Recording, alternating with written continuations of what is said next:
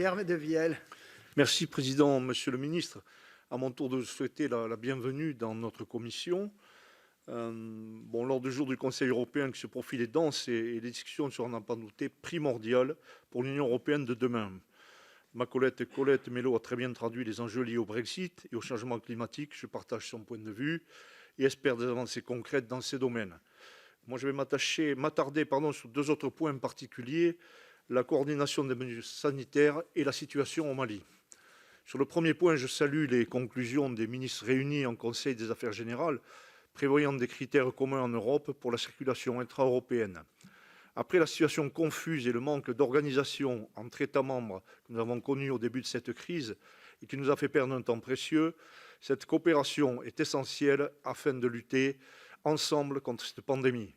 L'Union européenne est pleinement dans son rôle et apporte de la clarté et une coordination que j'espère la plus efficace possible.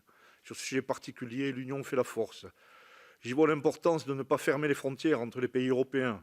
Je pense bien sûr à tous les travailleurs frontaliers en Europe, et ils sont 360 000 en France, pour qui les derniers mois ont été très compliqués. Je pense aussi de manière générale à notre marché intérieur et à la libre circulation qui permettront à l'Union européenne de fonctionner efficacement. Cette première étape de coopération sanitaire nous permet d'en envisager d'autres. La présidente de la Commission européenne, Ursula von der Leyen, lors de son discours sur l'état de l'Union en septembre dernier, a appelé de ses vœux une Union européenne de la santé qui soit plus forte. Elle a notamment évoqué l'idée de créer une agence de recherche et de développement biomédical avancé, ce qui monterait à 3 le nombre d'agences en charge des sujets sanitaires. Je crois que ce Conseil européen doit être l'occasion d'évoquer la nécessité de nous doter d'une agence européenne de la santé unique. Malheureusement, l'OMS a montré des limites pitoyables dans cette crise et un système européen performant doit être mis en place parallèlement à une compétence repensée en matière de santé. Il faut aussi nous inspirer de la gestion efficace de la crise de certains pays asiatiques, comme le Vietnam ou la Corée du Sud, qui ont fait preuve de beaucoup plus de discipline collective. Monsieur le ministre, pouvez-vous nous expliquer la position que la France adoptera lors du Conseil européen sur les questions sanitaires, notamment concernant des compétences renforcées pour l'Union, et si la création d'une agence de la santé dotée de moyens nécessaires est un sujet envisageable à court ou à moyen terme. Le second point que je souhaite évoquer est la situation au Mali. La France est très présente dans le pays, chacun le sait. Jacques Cambon en a dit 2 mots. La situation cet été s'est dégradée. Mon collègue Joël Guerriau avait posé une question d'actualité en juillet dans ce sens, demandant notamment l'action que prévoyait la communauté internationale.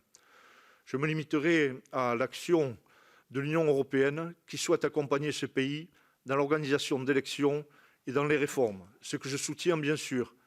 Mais la situation des derniers mois, et plus particulièrement le contexte particulier autour de la libération de l'otage, doit nous interroger plus largement. La France, avec l'opération Barkhane, porte quasiment à elle seule l'action européenne. Or, ce n'est pas seulement une question sécuritaire française, mais c'est aussi l'enjeu pour l'Europe. La question de politique étrangère et surtout de défense commune en Europe doit être posée, d'autant plus en ce temps de Brexit. Monsieur le ministre, ne serait-il pas temps d'avoir un Conseil européen dédié à cette question, et ce, dès le premier Conseil européen de 2021, prévu les 25 et 26 mars? Je vous remercie. Merci Pierre Medevielle. André Gattolin.